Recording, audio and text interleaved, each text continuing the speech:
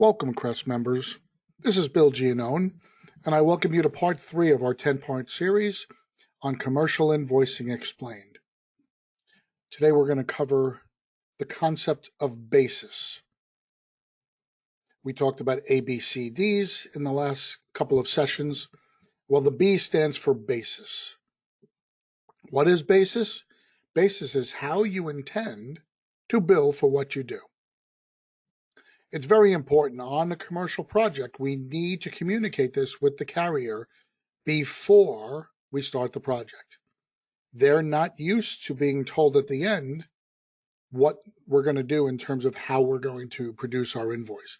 They want to know. There are several different ways that we can invoice them, but we want to make sure that they know prior to us starting the direction we're going to go with, how we're going to invoice, and that we've already communicated that and gotten approval from our client with that.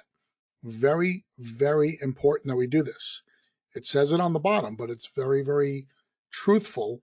Failure to do this at the start will delay your payment and possibly keep you from ever getting paid. Yes, that has happened to some of our clients in the past. For most restorers, there's only one option: Xactimate. This is a universally accepted method of invoicing, but I'm here to tell you that when you do commercial projects, many times using Xactimate is going to leave money on the table.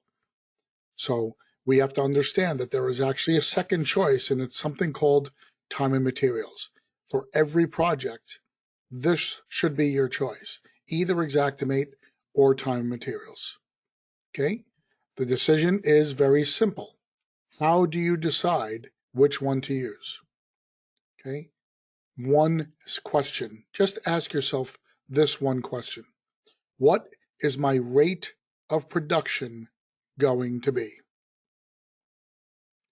Okay, let's talk a little bit about rate of production.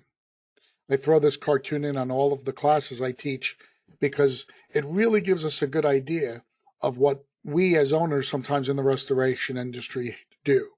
We sometimes look at ourselves and we're so busy working, and we're so busy working in the business instead of on the business, that when something new or better comes along, it's very, very difficult for us to look at it. So either you are the owner who's in the front pulling and just kind of taking the whole burden on yourself, or you're the owner who's in the back pushing and supporting. But in either case, you could see that both of these guys are not willing to look for something better because they feel like they're too busy or they're too involved. We don't want you to think about Xactimate the way that these guys are thinking about their square wheels, okay? Let's talk about rate of production. The rate of production, by definition, is the expected speed required for you to perform a specific task. Now, where do we find rate of production? Guess what? Rate of production is given to us in Xactimate. I'm going to use my mouse to show you. Over here, we have a line item that says CLNR. So we're just cleaning right here, okay? That's just a cleaning line item. So CLNR, we're supposed to be cleaning 80 linear feet per hour. And here's our yield, 53.33. So here's what this means. They're telling us that over the course of a day, when our guys are working, we're cleaning baseboard at a pace of 80 feet per hour. The 53.33 means that they're going to factor in that our guys are going to have to travel to the site, do some setup and do some takedown, take breaks, and take lunch during the course of the day. This SPT event of 33.33 correlates with all of those breaks. So our yield for an 8-hour day should be 53.33 linear feet per hour, or about 450 feet per day. Okay, that should be how fast our guys work. That's what I mean by rate of production. Okay, this is in every line item that includes labor in Xactimate. So in Xactimate, that's built in. The work rate tells you how much you're going to get paid for how fast you're working. If you guys can work faster, you can make more money. But if you can work slower, we know the answer is, right? So our rule of thumb is going to be really, really simple. If I can assume that my guys can work at a stable rate of production, meaning as fast as Xactimate tells us, then I'll use Xactimate. Otherwise, I'll use time and materials. How are we going to know this? Well, it's real simple. Think about what you guys do on a regular, normal residential project. Whatever you do there, if any of those tasks are going to take longer to do on your commercial product, you're going to lose money by using Xactimate. So let's start looking at some examples. Working at height. The line item in Xactimate where they give you additional money for working at height is really for using a ladder. It's for up to 14 feet. So that's for up to using a 6 or 8 foot ladder where with your body height you'd be able to reach the ceiling. It obviously does not involve using man lifts, using forklifts, using scissor lifts. This process is so much slower. So if you're cleaning either interiorly on shelving or exteriorly on outside walls, the rate of production of you cleaning those surfaces is going to be far slower, meaning you will lose money. Removing trash over a long distance. On the left, we see a picture of a dumpster right next to the home. That would be about what we're used to when we're taking our trash out either to our truck or to a dumpster. Take a look on the right side. This is still residential, but look how far away the dumpster had to go because of whatever restrictions the homeowner placed on us, or maybe the driveway's condition wasn't sufficient. If we have to walk the trash there, all that extra time and effort it takes to put the trash there, we're not getting paid for that. Xactimate doesn't know that the receptacle or the truck is so far away from the facility. So when we have to move great distances to move our trash, we need to know that we're losing efficiency, we're losing money, and therefore we should be using time and materials. Here's your wood floor scenario. When we're taking up wood floors, if anybody's ever taken up wood floors, yeah, you get paid for an Xactimate when they come up fairly simply. Here's a condition where the wood floor in the gym had to come up, as you could see on the bottom part of the picture closest where the key would be, the blue part of the paint.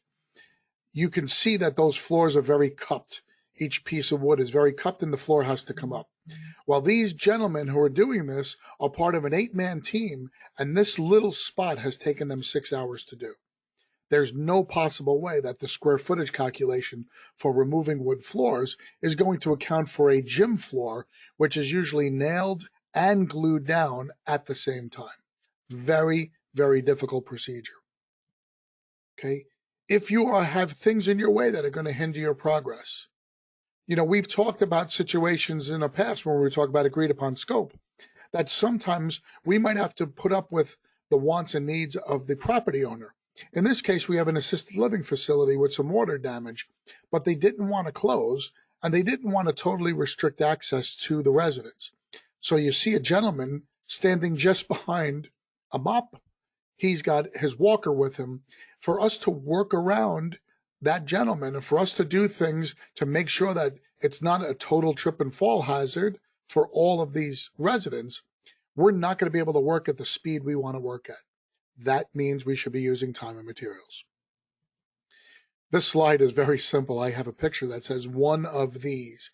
If you have to use a freight elevator of any kind, that automatically should trigger in your head that it's going to take additional time than it would at somebody's house to move equipment up and down, or to move debris up and down, or to move personnel up and down. Please remember this rule, and please understand that this is a reason alone to use time and materials. Here's a residential structure that had a loss due to a hurricane, so all 4 floors of this structure were affected. No elevators in the structure. So the debris that has to be removed is not coming down from maybe a 2nd floor bedroom, it's coming down from a 4th floor bedroom. And you know what kind of debris is coming down? Not just drywall, not just bagged up debris, but things like this. Refrigerators were coming down. When you see this kind of a scenario, you need to think to yourself, is this a typical removal of a refrigerator that Xactimate allows for, or is this something completely different? When you've got piles and piles of debris because you're in a hurricane zone and there's no ability for the contractors to put everything into either garbage bags because the debris is too large, or into dumpsters because there are no dumpsters available or the price is prohibitive.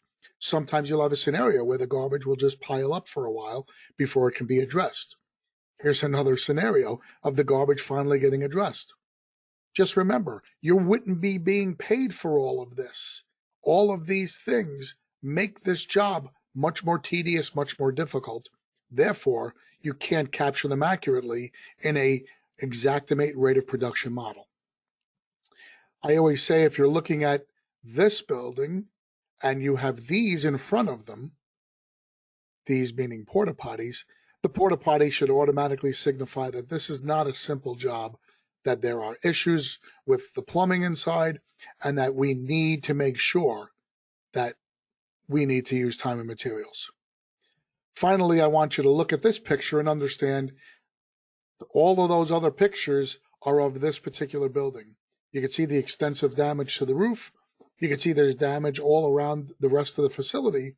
So obviously this is a major project. We've got generators sitting outside. We've got desiccants sitting outside in the parking lot. This is a major project. We shouldn't even consider using anything but time and materials. In some future classes, we're going to discuss exactly how to create your time and materials invoices, but I just want you to understand that the B for basis gives you an option of either deciding to use Xactimate or time and materials, and I just wanted you to be aware that using time and materials on residential projects is probably not the way to go.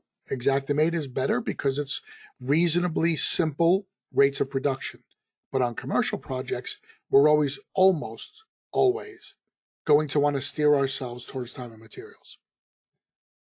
Thank you very much, guys. Next session, we're going to be talking about the C of the ABCDs, and the C is communication. I want to thank you so much for joining us, and continued success. Bye-bye.